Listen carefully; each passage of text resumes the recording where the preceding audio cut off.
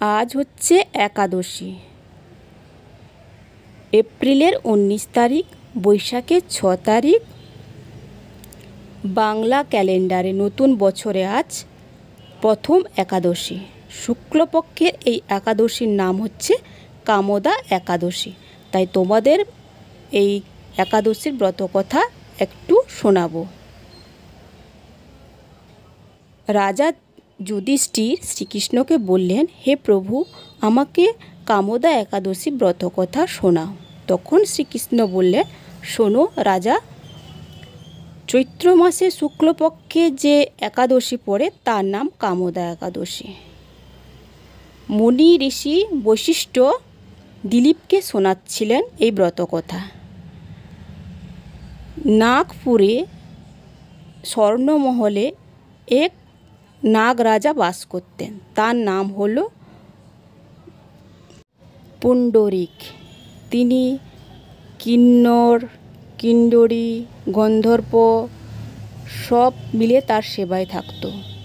এক গন্ধর্বী ছিল, তাদের নাম ছিল ললিতা আর ললিত। সেই সভায় গান করতেন।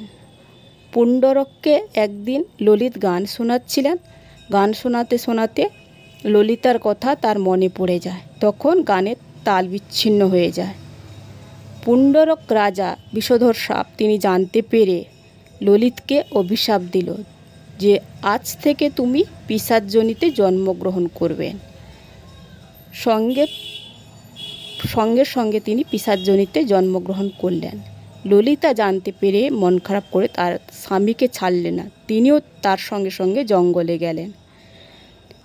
বিকট ভয়ঙ্কর আকার নিয়ে ললিত জন্মগ্রহণ করলেন পিশাচযোনিতে।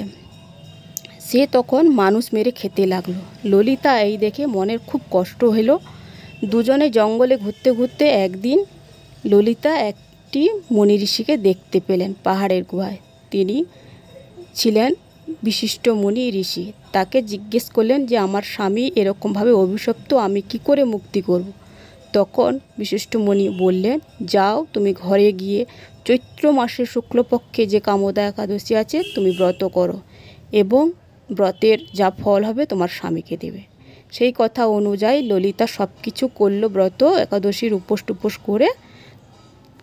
তারপর তার যে পুণ্যের ফল তার স্বামীকে দিল এবং বসুদেবকে অর্পণ করে বলল, আমার স্বামীকে পাপ মুক্ত করো। বসুদেব তাকে পাপ মুক্ত করলো। তারা দুজন আবার রথে করে গন্ধর্ব রাজ্যে ফিরে এলেন এবং সুখী জীবনযাপন করলেন। তোমরাও এই দিনে শ্রীকৃষ্ণের পূজা পাঠ করো। যদি উপোস না থাকতে পারো তাহলে হরির নাম প্রচুর করো, ঠাকুরের কাছাকাছি থাকো। আর সকলকে রাধে রাধে, হরে কৃষ্ণ।